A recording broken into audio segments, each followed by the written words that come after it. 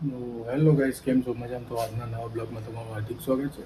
તો ગાઈસ, આજે નોકરીથી આવ્યા છે હાલ ઘરે, અને શીરો ખાવાની ઈચ્છા થઈ હતી. શીરો જાતે બનાવી દઈએ છીએ. ઘી ગરમ કરવા મૂકી દીધું છે, અને આ છે ગોળનું પાણી.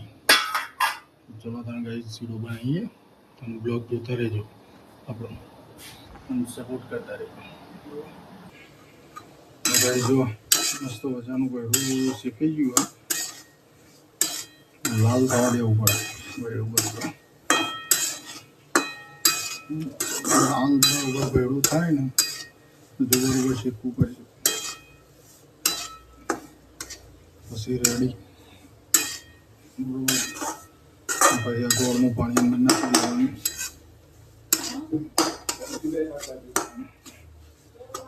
બરાબર શેકાવા દઈએ. બરાબર, બ્લોગ જોતા રહેજો. ગાઈસ જો મસ્ત મજાનો શીરો તૈયાર થઈ ગયો, એકદમ જોરદાર.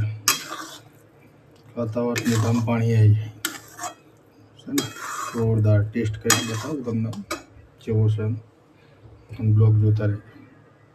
જો ગાઈસ મસ્ત મજાનો શીરો તૈયાર થઈ ગયો. ટેસ્ટ કરીને તમને બતાવું કેવું બન્યું. જોરદાર. બધાવું ટેસ્ટ કરી.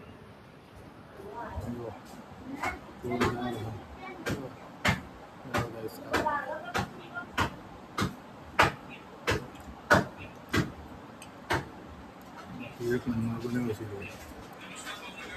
લાઈક, શેર અને સબસ્ક્રાઈબ કરજો. આપણો બ્લોગ જોતા રહેજો. બરાબર, સપોર્ટ કરતા રહેજો.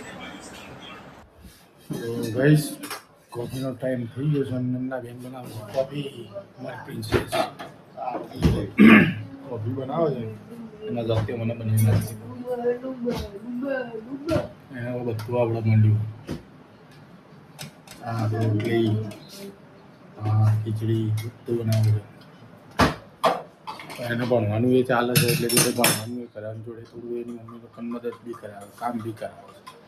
મને ને બધા તો સહી બની મસ્ત મજાની બનાવી. જો અમારે તો ખાનાના ચેલેન્જ વિડીયો કરવો હતો. ભાઈ અમારો ચેલેન્જ વિડીયો આવશે પણ થોડો સમય લાગશે, કેમ કે એમની પરીક્ષા ચાલુ થઈ છે. લગભગ 5-6 તારીખથી એમની પરીક્ષા ચાલુ થવાની છે. અને ગાઈસ ખાસ આજે મા સતીનો જન્મ તિથિ હોવાથી બધાને જય સતીમાં. મા સતીનો આજે જન્મતિથિ છે, તો બધાને જય સતીમાં. મા સતી સૌની મનોકામના પૂરી કરે. ચલો કોફી પીવા માટે. અને આપણો બ્લોગ જોતા રહેજો. લાઈક, શેર અને સબસ્ક્રાઈબ કરતા રહેજો.